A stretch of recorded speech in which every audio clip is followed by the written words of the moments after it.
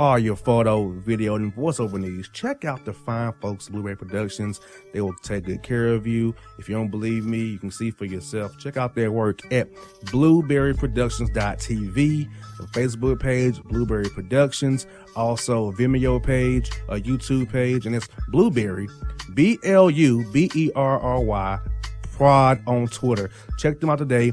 Blueberry Productions, great people, great work, great service. Hey there, your yard took a real beating this summer. Luckily, Scott's Turf Builder Winter Guard has your back. Just feed your grass with Scott's again this fall when the air is cool and the soil is warm. It's the perfect time to give your lawn a boost. If you do, Winter Guard will give your yard the nourishment it needs to help weak, thin grass recover and support root growth, giving you a greener, more resilient lawn both now and next spring. Guaranteed. Grab a bag of Scott's Turf Builder Winter Guard today. You'll be back to barbecuing in no time. This is a Scott's Yard. Hey parents, we all try to be extra careful with our children in the car, but then we get an important call or text. Remember, our children are watching. Make every drive a good example. Be in the zone. Turn off your phone. Visit childrenshospital.vanderbilt.org/BITZ to learn more about our teen driver safety program. Brought to you by Monroe Carroll Jr. Children's Hospital at Vanderbilt, the Ford Motor Company Fund, and the Allstate Foundation. Hello, my name is Travis Williams, President and CEO of Academics and Athletic Consulting, focusing on educating and empowering tomorrow's collegiate athletic leaders. My passion is for the education and genuine concern and care for today's student athlete. It's the centerpiece of my life's work. A college education, both in and out of the classroom, is a truly rewarding benefit. For more information on AAC, you can go to www.academicsandathleticsconsulting.com. Once again, www.academicsandathleticsconsulting.com. Or you can follow me on Facebook at Academics and Athletic Consulting, or Twitter at Coach TWill24, or Instagram Travis L. Williams 24. Or you can call me at 404-542-6079. Once again, AAC is very proud to partner with J.R. McHenry of the Bossman Radio Show, covering sports and entertainment across the country. Please tune in weekly for informative, entertaining, and expert analysis on today's sports and entertainment topics. Thank you.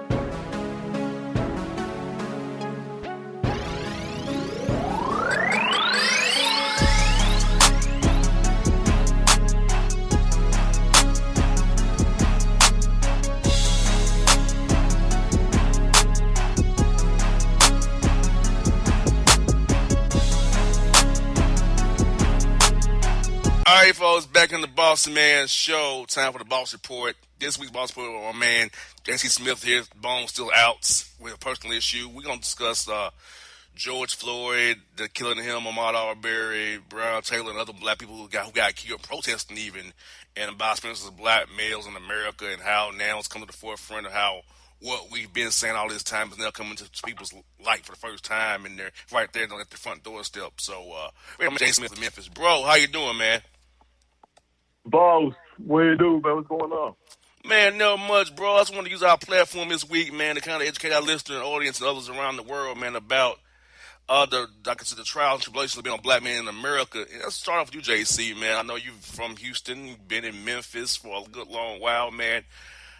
Tell the people about what your walk is daily, how you move, try to make sure that you don't have one of these negative outcomes that happened to George Floyd with the police department in Memphis there.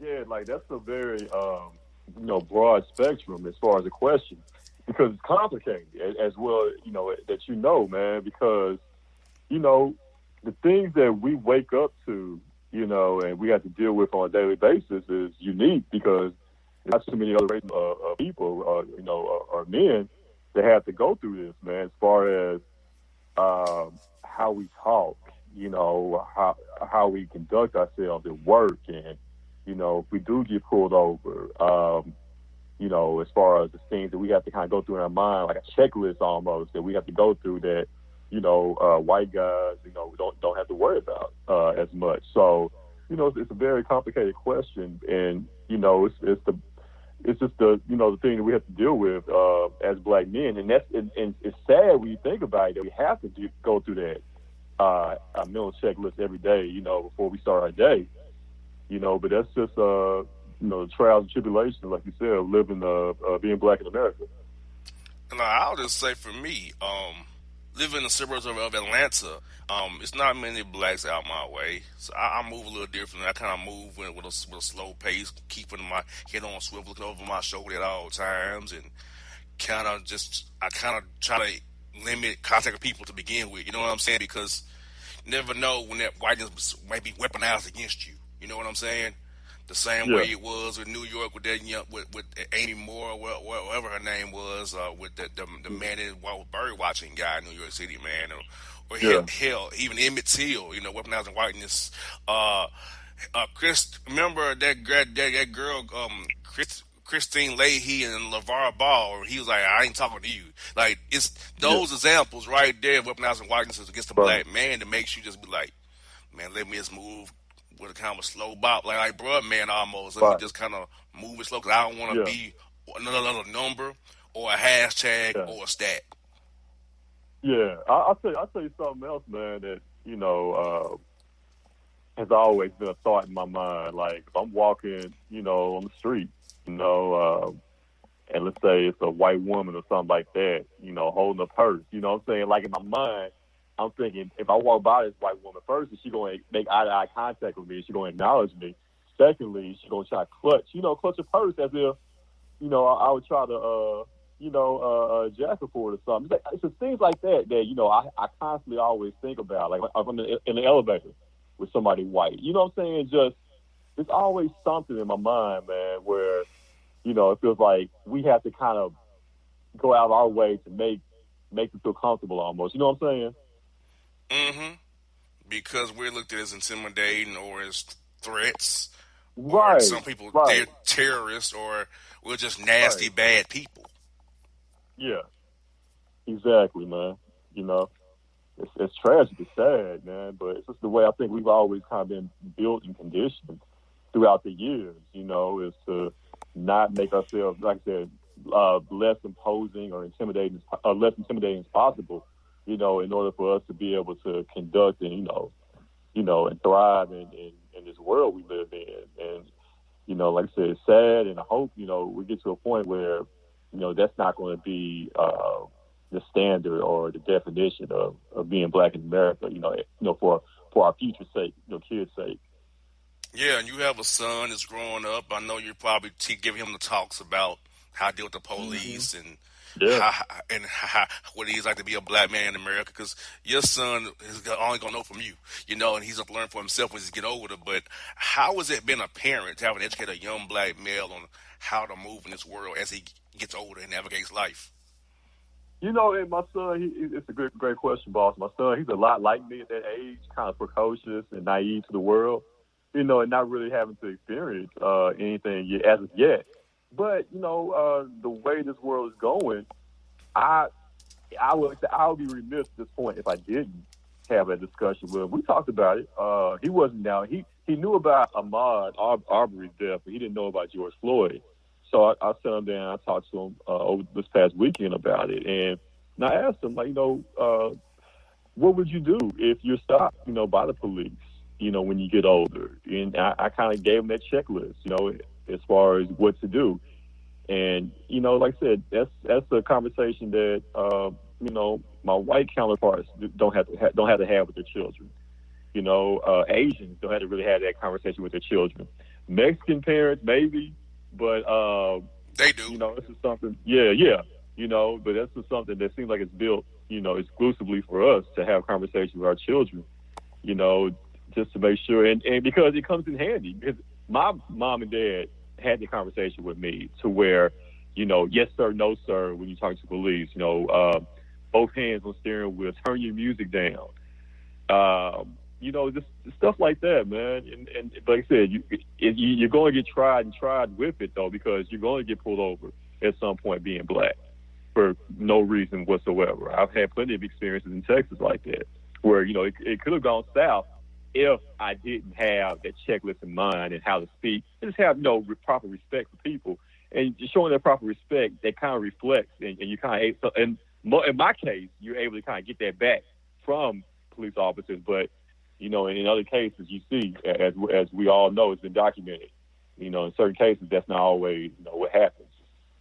Speaking of police here in Atlanta, Saturday night they dragged out 2 kids from one from Spelman, one from Morehouse, trying to get back home before when the curfew hit, and 5 or 6 cops involved were black.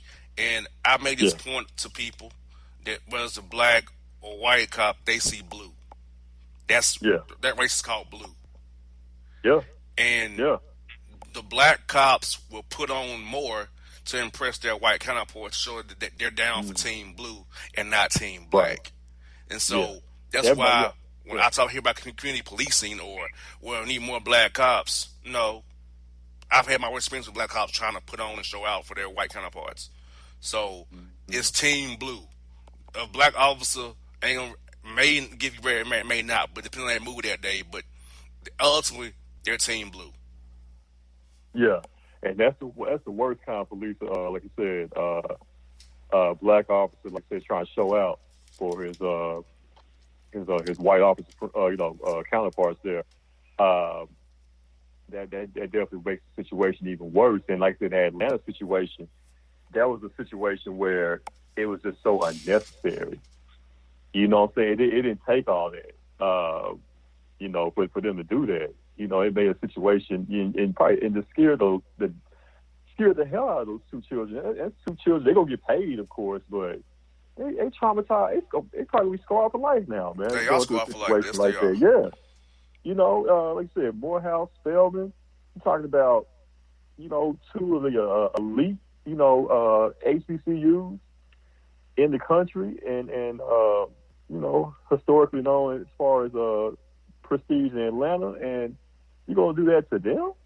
You know what I'm saying? Like, for no reason, really. They was trying to abide by the laws, trying to get out, of the area or whatever. It was just so unnecessary to force, man. And that's the microcosm of police in general. That's the problem. The fact that they're using such unnecessary force for a minor infraction. You know what I'm saying? A minor situation. Why does it take so much force for that, man? And the cops deserve to get fired. And I would hope criminal action will be taken against those officers as well. They've been charged. Yeah. They've been charged, and they deserve to be charged. Good. Yeah. But I will say this: it's not popular opinion, but the mayor, Keisha Lance Bottoms, is responsible for it too, and the chief Erica Shields, because they overacted and did the curfew. They sicked them on them people. You gave them a reason. All they want is a reason to act the fool, and you gave them a reason to act the fool. You're right. Like you know better than me as far as what Mayor Keisha, the work she's been doing down there. From afar, I seem like she has been doing a pretty decent job as the mayor of Atlanta. But I think in that situation, when she was doing the press conference, and it was a serious situation, and of course you don't want folks to loot and riot and tear up the city. However, like you said, I do believe her actions, by doing that, it did kind of give police a green light to basically, feel like they had, complete autonomy or authority to, crack heads or bust heads, to make sure that, law was restored or whatever in the city. And like I said, it probably did enable those officers to feel like they had the authority to do that to those 4 kids, man. And the chief, Erica Shields, said that she believed the officers maybe went overboard, but it wasn't worthy of charging them for it. That's what their chief said. Wow. Yeah. So, like I said, it's the culture. That's the culture that we've been dealing with forever, man. And like you said, pray to God, and we hope that these charges, as far as the trial for Ahmaud, the trial for Floyd, that these charges will stick, and these officers will do serious officers, and then also the two guys who killed Ahmaud, they'll do serious time, man. That's the only way that we'll be able to kind of get this thing going in the right direction, man. We gotta hold these officers accountable, and then once they see that, hey, you cannot get away with killing unarmed black men anymore, or women, and once they see that you will do serious time, then I think, like I said, we can finally maybe see some change there. And I want to make one point about Atlanta with Drew Brees. Killer Mike need to keep his mouth shut. He the same man that was last election talking about, because Bernie Sanders didn't win the nomination, don't vote. And then he changed his vote for Jill Stein. So you tell people not to go vote. So part of the reason we have this problem in the White House is your fault too. T.I. talking about Atlanta's Wakanda. Let's be honest about this, T.I. Most of your businesses on the West End, they're in very gentrified areas of Atlanta, okay? You live in Henry County, suburbs where I do.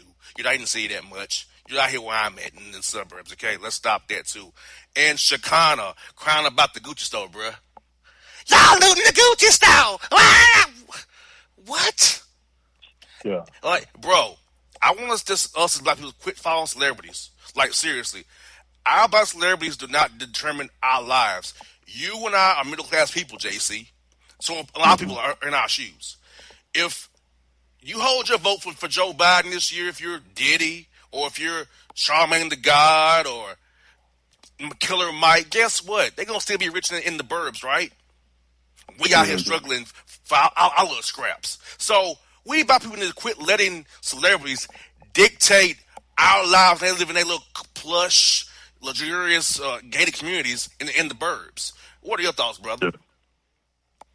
All right, so to start with, as far as Killer Mike, I like, all right, I think what happened with the whole Bernie Sanders thing, that's his friend. You know what I'm saying? Like of course he, rallies around, supports Bernie, but I really think that him and Bernie have a real kinship, a real friendship there. So I think he took it personal, as far as him, saying not to vote after, it was, determined that Bernie wasn't going to win the nomination or anything like that. Killer Mike, I think Killer Mike at some point should run for office, or something, because the brother, he has an old soul, and he's able to elaborate on our conditions, and he's able to speak it to people who, normally wouldn't be able to listen or hear, where we're coming from. Killer Mike is a great delegate in that aspect. You know what I mean? On some issues, not all, but some. Yeah. Like, I mean, if you saw his segment on Undisputed with Shannon and Skip, oh man, Killer Mike, he killed it. You know what I'm saying? No pun intended. Like, he nailed it as far as the state of our country and everything that's going on and what it's going to take for for necessary change to happen. And I thought it was brilliant. And also you speak of T.I. and all that as far as celebrities go. We got to understand. Of course their beliefs are not going to fall, like they're not going to fall in line with us, with middle black America, people working 9 to 5, because they're millionaires and they're capitalists, at the end of the day. So right, so their views is not, they have a oneness with us, but their interest lies in how can they make money. You know what I'm saying? Right. So looters and rioters are messing up things on where they stay at or the places they shop. That's a problem, So that's why I think Trina also messed up as well, with her statements, because she doesn't go through the everyday struggles that we go through, So yeah, like I say, it's very complicated at the end of the day.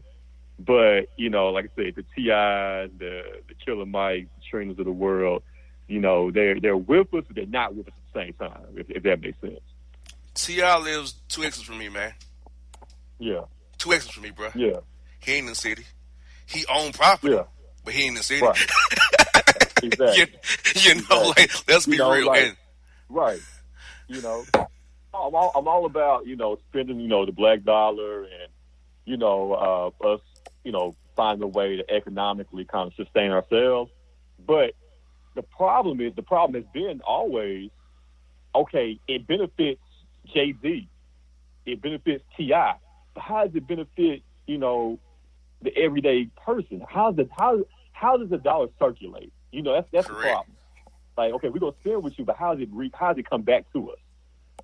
And that's what I think we have to kind of establish. We have to figure out, okay, if we're gonna do this, how is it gonna benefit everybody? How can that dollar circulate to where if I spend money with you, it's gonna come help me and the next person, and the next person, and the next person?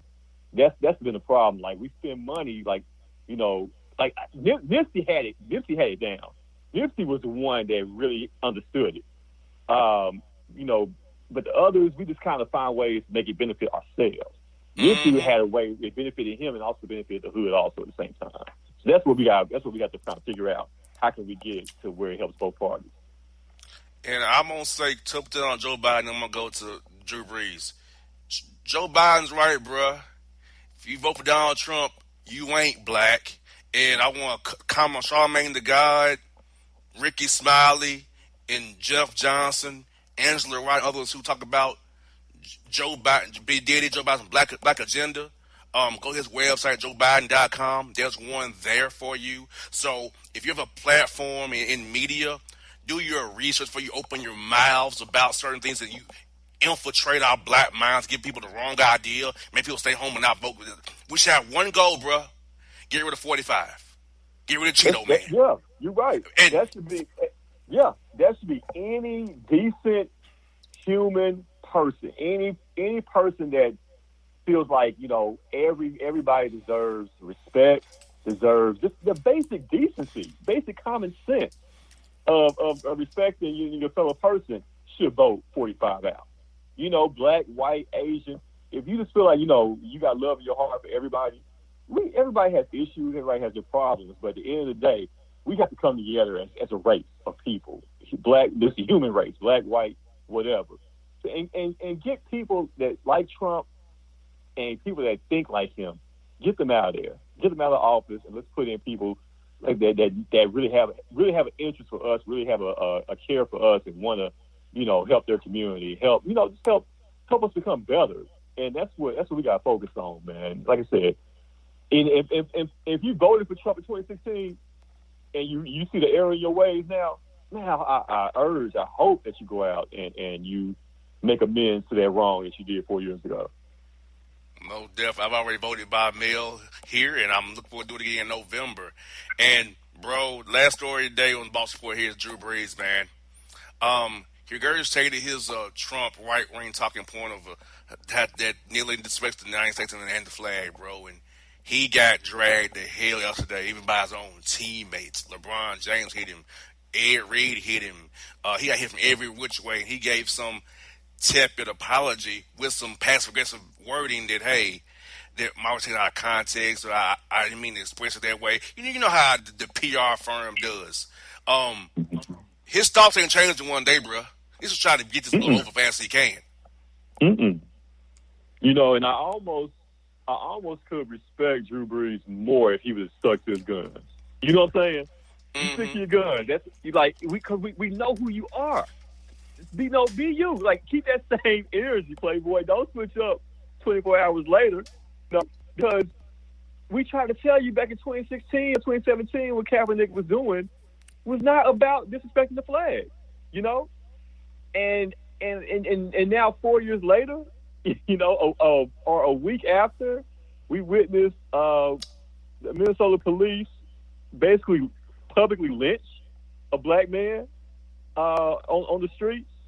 You still want to keep that same talking point, huh? That same agenda, basically, and think that it's about the flag, about the country. No, it has nothing to do with the flag. We're talking about police brutality. We're talking about racism.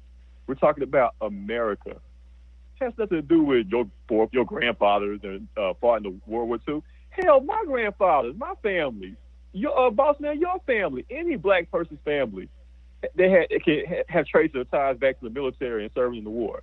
So your grandfather's not more special than ours. You know what I'm saying? And then ours was treated way worse when they came back home than Drew Brees' people. You know what I'm saying? Our forefathers, ancestors, grandfathers served in segregated armies, and when they came back home, they were probably treated worse than when they left. You know what I'm saying? So it's like I said, Drew Brees, he deserves to get dragged by his teammates, by other athletes, because it was just so stupid, so insensitive. And like I said, I'm not saying Drew Brees is a bad guy. You know, we know his charitable work and everything, but when it gets down to it, tax write-off, brother, tax write-off. Right, exactly. It's free. Yeah, probably so. You know, but when it gets right down to it, we see you now, because you have 4 years to change your heart, to change your mind about it. But no, you didn't. You didn't, man. And like I said, we see who you are now. We know who you are. Keep that same energy, man. Like I said, because this is at a point now in our country, there is no gray area. There's no middle area. It sure isn't. You either over here with us or you're over there with them. Us or them. We know that Drew Brees is over there with them in his heart. And if you're a teammate like Malcolm Jenkins was last night, that man was in tears. You're talking about a grown man in tears over what his teammate, a man that he probably respected, before all of this, in tears over what Drew Brees had to say. And also, Michael Thomas and Emmanuel Sanders tweeting out, in regards to Drew Brees and their contention with what he had to say. And these are people that Drew Brees has to play with next year. And so, hey, man, like I said, if you're a Saints fan, you're a Drew Brees fan. Especially if you're an African American and you're a Brees fan, or you were a Brees fan or Saints fan, you really have to kind of rethink your position now, man. At this point, yeah. Oh yeah, and you know what? He showed his first thoughts were his real thoughts. This was a PR spin today. His first thoughts were his real thoughts, and those guys never gonna look at him the same ever again. He lost the locker room already. They're done forever. Yeah, because basically what you did, you doubled down after 4 years of everything that has happened and transpired up until the moment he said that last night. You basically doubled down on what you said in 2016 and 2017. That's really all you did, man. Because like I said, we know you ride with Team Trump. You're a Republican, conservative. Cool. Just keep that same energy, man. And it's gonna be a hit on his legacy when it's all said and done. Because Colin Kaepernick, man, think about how he's looked at now as opposed to 3 years ago when all this first started. Colin Kaepernick is now a popular figure. You know what I'm saying? As opposed to reviled and hated. When he was first taking that unpopular stance, in America's opinion. Now look at him, man. He's basically on track to be kind of Muhammad Ali type status. Oh yeah. It took 4 years, but now he's proven to be right, and now Drew Brees is on the wrong side of history now. Who would have thought? Yeah, there it is. 4 years ago. The wrong side of history. That's exactly how it is, man. That's going to be a hit. It's great, number one rated passer when it comes to stats, numbers of all time, as far as his numbers and everything goes. But off the field, hey, it's definitely going to be a hit, a stain on his legacy, man, when it's all said and done. Most definitely. Well, JC, my brother, thank you for your time this week. Before you go, tell people about your show, man. This Essential is AF podcast. What you got going this week, brother? I know you'll be hitting this topic as well, probably. Oh, yeah, absolutely. We're definitely going to revisit, everything that's been going on this week and give our take, how we feel about everything that's happening in our country. We're going to dive into all of it. Essential AF podcast. You can find us on YouTube. We go live on Facebook each and every Sunday, starting at 6 o'clock on each and every Sunday evening, man. But make sure you like, make sure you share, make sure you go subscribe to our YouTube channel, #Essential AF Podcast. JC, my brother, thank you for this, man. I want you to do this Boss Report today for good. We can take a week off from the crazy stories just to talk about something real in real life, and I'm glad we do it with you, my brother. And I'll talk to you next week, man. I hope you feel better, man. I hope you stay safe in Memphis, brother. Boss, hey, man, you keep doing what you're doing, bro. I appreciate you, man. You fight the good fight. And, I'm just happy I can go along for the ride, on the ride with you, man. No doubt, folks. This has been the Boss Report Special Edition here with JC and Bossman. We are out.